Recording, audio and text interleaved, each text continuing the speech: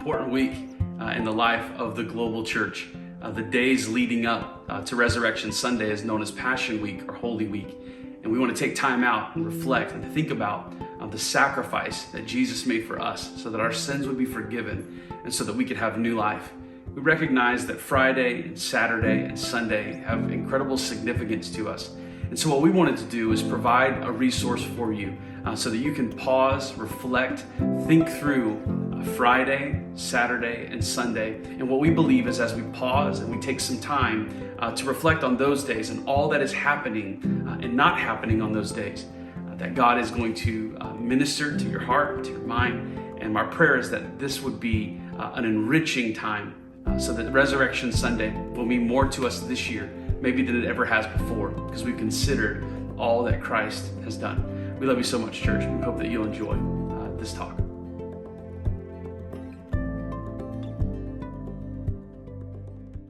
It's been a bit since I've got a chance to be with you, but I want to introduce you. And the way I would love to introduce you to kind of our tribe here at Hill City is you were actually one of the readers on my dissertation, which when I look at it now, it was so long ago. It was, about 7 or 8 years ago, and it seems like it's passed.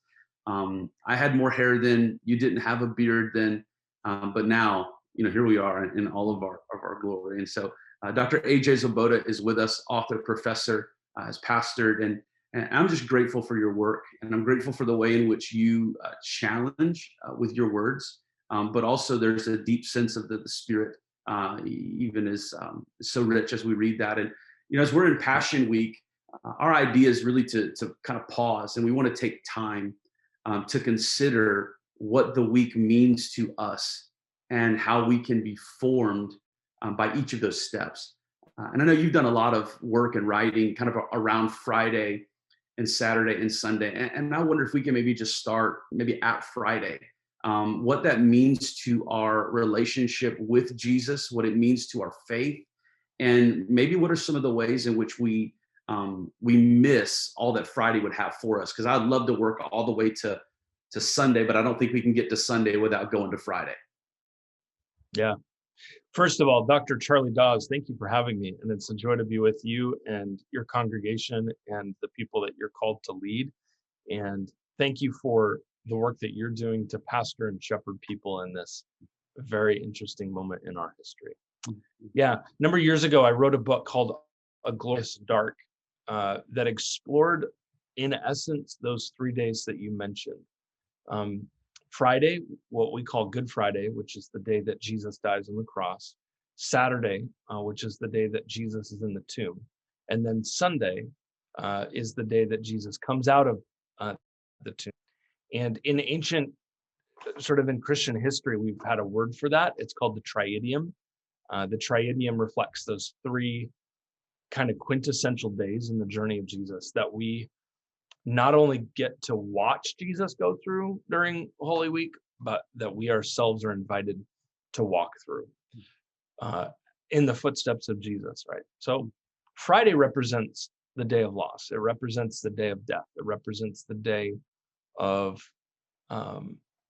hopelessness. It represents the day of darkness. Of one of my favorite theologians says on Friday, Jesus becomes the most evil person in human history. And what he means by that is that on Friday, all the evil of the world is placed on the back of Jesus, and he carries that day.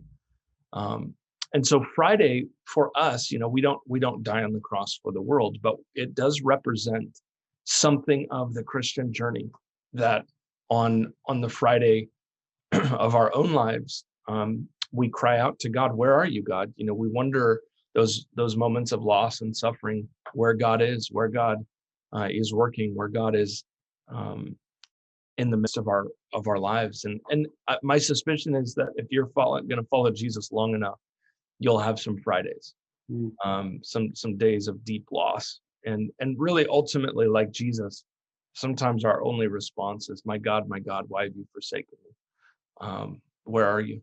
So if you've ever had a moment where you've wondered where God is, well, you're in the path of Jesus, because Jesus seemed to wonder the same thing on Friday. No, it's powerful. And I love that idea. And you talked even a little bit more that Jesus as that monster villain Mm, on the cross. Even some of that language when you say the most evil person in history. I think sometimes we view the cross almost backwards. We view it through kind of the tomb, and we don't see the pain and the loss, and even identifying with that. I think it sounds incredibly pastoral for us, mm, as we talk about the loss. And if you've ever been in that moment, being able to identify. I know there are conversations. There are people in our congregation right now that I'm thinking of, that are in that sort of Friday lost moment, and being able to identify with Jesus in that way, man, is incredibly strengthening. You're not alone, because the loss makes you feel like you're alone. yeah. But the solidarity of Jesus is that He stands with you even in that.